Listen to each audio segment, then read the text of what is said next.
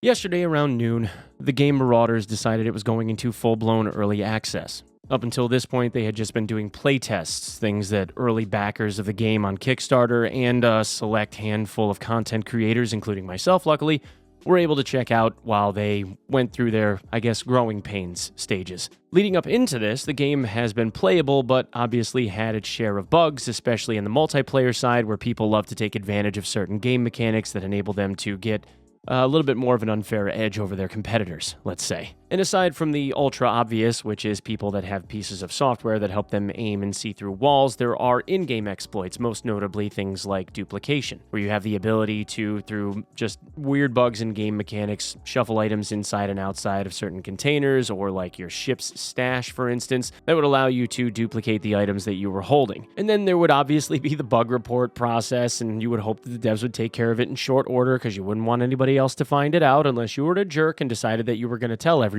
about it. Although that's kind of like how I'm telling everybody about this one. Maybe I'm the drama? Oh no. But these are the kinds of things that you expect to come out of playtesting. You know, you're going to find the game-breaking things. And to be fair, Marauders does have an awful lot of charm to it. The mechanics that make it risky, the mechanics that make it fun, the risk associated with losing all of your stuff, the money squeeze, it's all there. And I think it's there in the right kind of quantities. It feels right. And even though there is a little bit of jank associated with the AI, character animations, the gunplay, those kinds of things that you would expect in an early access game, it has an awful lot of charm to it. And in my opinion, when you're able to finally beat somebody using these, janky mechanics that still exist in the game, the kills, the wins are all that much more satisfying in a lot of ways. I think my friend Sacriel put it best where he said it was reminiscent of the early days of PUBG and DayZ. I agree with that. But anyway, now that I've spent several minutes pontificating on the finer points of online gaming that no one really cares about and everyone just wants me to show them the exploit. Okay, so anyway, here's how it worked.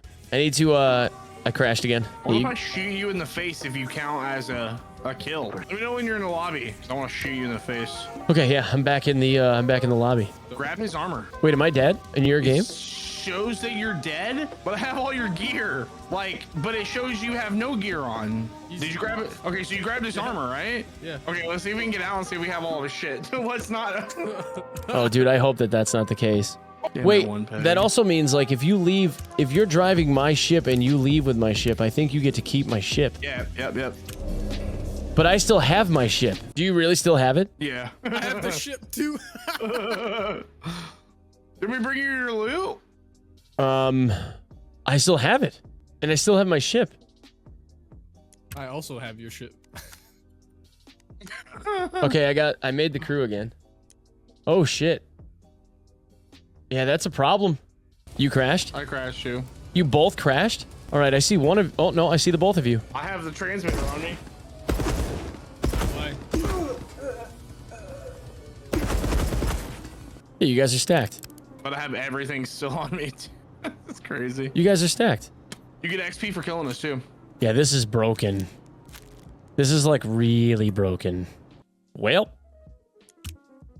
I was teamed up in a crew with Velian, the streamer Velian, and one of my mods, Ultimate KC. There seems to be a little bit of a bug right now where on load in to the raid, there is a crash on occasion because of an Unreal error. When that Unreal error happens on load in, your character gets, disjointed from the game. And currently, because the game, is in early access, there isn't any way to reconnect to the game once it's in progress. So if you crash, you go back to the lobby alone. Now, the strange part about this is that when you go back to the lobby and you're all alone, you also still have all of your stuff on, as if you never went into the match to begin with, which I'm going to assume is by design, given that there's no current ability to reconnect to your friends, which is a function this game desperately needs, and I hope the devs get around to fixing it, but I digress. Anyway, while you are back at the lobby staring at you wearing all of your gear and having, let's say, a ship that you had just manufactured and decided that you were going to fly into the next raid, which is also still in your hangar, your friends that didn't crash are sitting on your ship inside of the game, and they are also now staring at your character standing on your ship inside of the game.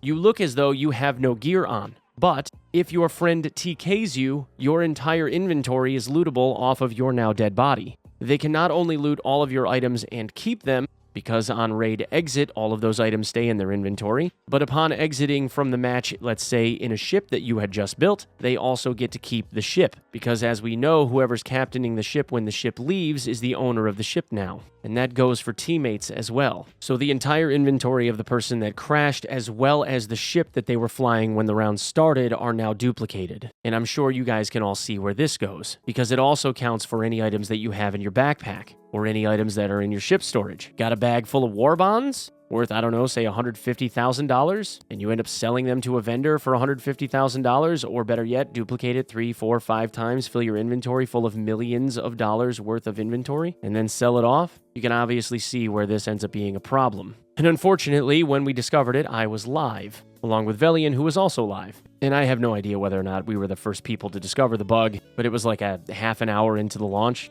But at any rate, I ended up messaging one of the devs, and the devs said that they were working on it. And then about, I don't know, an hour and a half, 2 hours later, they said that they had fixed it, they believed, and they were monitoring it. And if you're still here after that moment and you're wondering why this is such a big deal, the reason why is because these types of games are designed around risk versus reward. The risk starts going away the more money, more inventory, more stash capacity, etc., etc., etc. you have. Basically, in this game, an abundance of dollars, much like in Tarkov with an abundance of rubles, starts giving you breathing room. The only stuff that you end up really seeking out is the ultra rare drop kind of things that can only be found inside of one of the instances. That's why there's such a big gripe in Tarkov over things like the flea market, because of access to stuff. The more money you have, the more access you have. It starts changing how you perceive certain situations and scenarios that play out. People that have an abundance of cash start playing more fast and loose, which is a playstyle that people enjoy, sure, but this also affords them the ability to do that right away, as opposed to having to go through the growth period of getting to that point. When you accelerate the economy to like the very late stage end game in the first couple of hours, that creates a lot of boredom, and then people just check out. Because the moment that people suddenly realize that they don't have any more risk and they can afford any scenario and they don't really care about dying, and they lose that nervous anxiety, that's when you see player bases start to dwindle. That's why Tarkov is dwindling right now, and that's why Tarkov has player base spikes in the earliest days of a wipe. In this case, I don't think the statistics lie. People like being on the struggle bus as much as they would say they want out of it. The whole point is to overcome it. So yeah, we obviously don't want the Marauders economy ruined in the first 2 days. And that's what would have happened. It's like that adage of having a penny and doubling it every day for 30 days. If you don't know what I mean, just do the math. You'll see. Anyway, guys, that's what I have for this one. Thanks so much for coming and checking out the video. If you wouldn't mind giving me a sub here, I would very much appreciate it. Please follow me on my socials at OnePegMG on Twitter, at OnePeg on TikTok. And as always, please come check me out on my streams at twitch.tv/OnePeg, where I am live just about every single day from 6 to 7 a.m. Eastern Standard Time. And I will see you in the next one. Peace.